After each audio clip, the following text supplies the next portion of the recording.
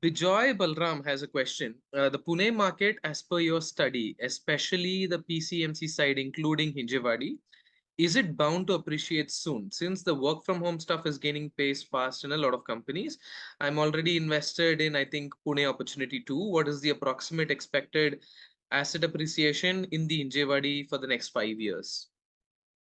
Sure, I'll answer that, Naren. So, now Hinjewadi and PCMC as locations uh, are actually under a lot of interest in terms of industrial development as well as captive development. Actually, they are in isolation different markets. So, I'll pick up Hinjewadi first. Now, Hinjewadi as a market is likely to get almost 30,000 residential construction of flats, which is also in turn likely to increase the commercial office market there, which is already at its onset as we see. The land parcels that are available now, you might see on the map that there are a lot of land parcels available, but land is a different, very, very limited, which is available. And again, as I or basically the land has to be clear for use. So that kind of land parcels are very, very limited, which is available. And again, as I pointed out, it is purely a function of demand and supply.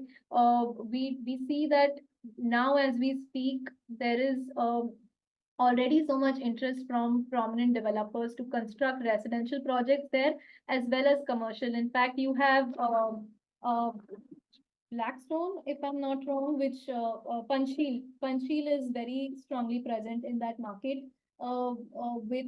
with multiple projects which are already commercial and doing well. So commercial market is likely to pick up more from an overall ecosystem perspective. As for PCMC, the same similar story I would say in both of these locations. In fact, you will see that even the industrial and warehousing rentals are ranging between 40 to 45 rupees, which is very, very high for an industrial player to consider.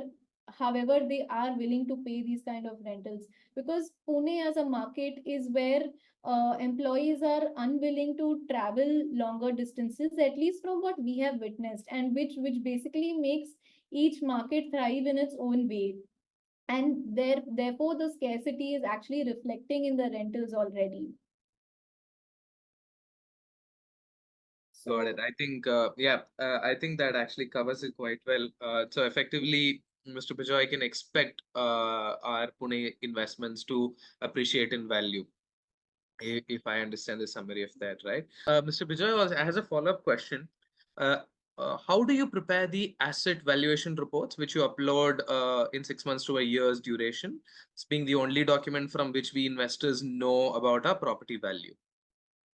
sure. So, of course, we outsource this to one of the best property consulting firms across the country. Currently, it is JLL that helps us with that. So, the way they go about with evaluation is there are two approaches which are followed.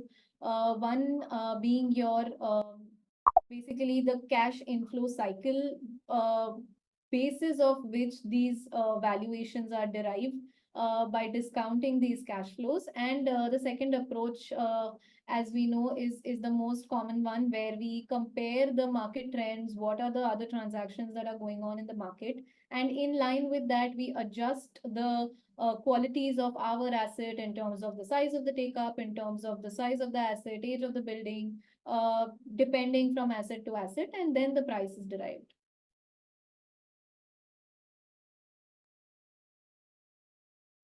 Uh, we cannot hear you, Oh, Naren. sorry. I was saying that is helpful.